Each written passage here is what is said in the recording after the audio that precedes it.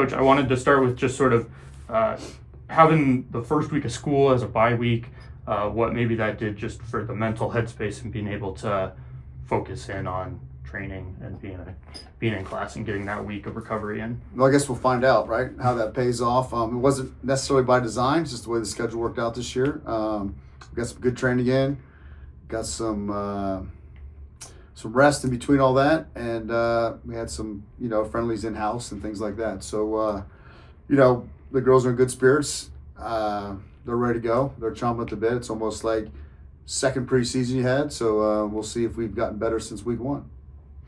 So for that first game against Utah State, you guys had some of the best attendance you've had in a long time, about 2,500 some odd fans come out. How important is that for you guys? That's important, right? I mean, you want to put out a good product and then have people enjoy the game at the same time. It was a great crowd, great evening. It's usually one of our most attended games of the year. Hope we continue to develop more of that as the year goes on. But great turnout for the first weekend. And then, of course, you got your first game under your belt so far in the year, 1-0 loss to Utah State.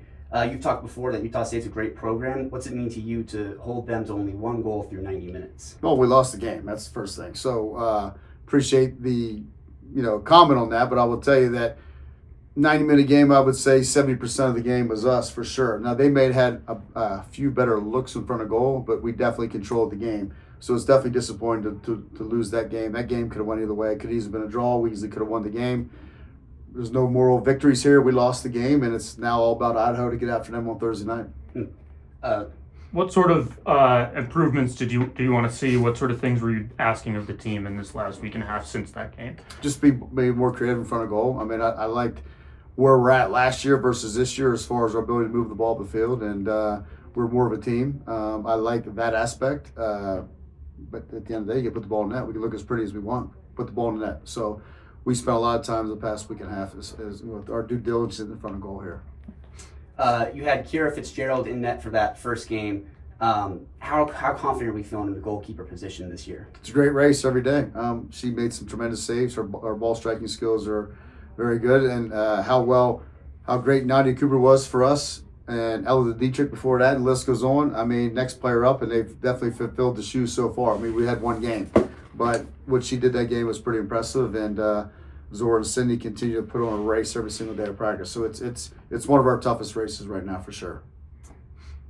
What is it like, getting to go on a road trip game that's a little bit close to home? Maybe sort of like dip your toe in the water of playing in a different environment, not your environment, being in another locker room, but at the end of the day, it's not a big trip across the country and sort of get in that headspace. Everything will be the same except we're indoors, we're on turf, right? So our pregame, our meal, our preparation, our scout report, everything's going to be the same. We sleep in our own beds. Just got to deal with the dome now, and you got to deal with turf. That's about it. Nice. What do you think is going to be the biggest challenge that Idaho's going to present to you guys coming to that game? Oh, they're a good team. They've done a good job.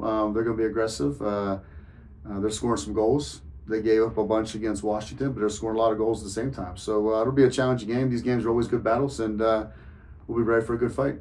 And then, of course, looking at the history between you and Washington State University and Idaho, you've won the past 10-plus matchups. Does that put any pressure on you for this year's matchup at all? Pressure's a privilege, so we'll just take it like that, and we'll keep moving forward. And then are there any names from that Utah State game who really stuck out to you, who you're excited to see play in that Idaho game? I mean, I think the whole group across the board, right? I would have liked to have gotten more out of our front line at that time. Kira Mitchell was fantastic. Our back line was good. The way we moved Audrey was good. Just there's too many to say that was the difference maker. I think we, as a team collectively, we're a different group. We're playing as a group here.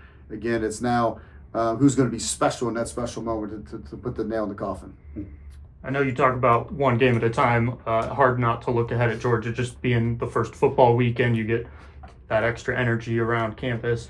How do you balance that with the kids? It's sort of like letting them enjoy that and be college kids, but at the end of the day, you're here to win soccer games and be ready for Georgia too. It's an exciting weekend here. It's business as usual. Football's in town, and we got two great opponents here. And you're right, one game at a time. They'll have some relaxation and fun in between all that, and a lot of organization and groups will be in town, and alumni will be here to support these young ladies in the football program. So it'll be an exciting weekend on the Blues. Awesome. Looking forward to it. We got Idaho Thursday at 7 and Georgia Sunday at 1 p.m. at home. We'll see you then, Coach. Appreciate it. Thank you.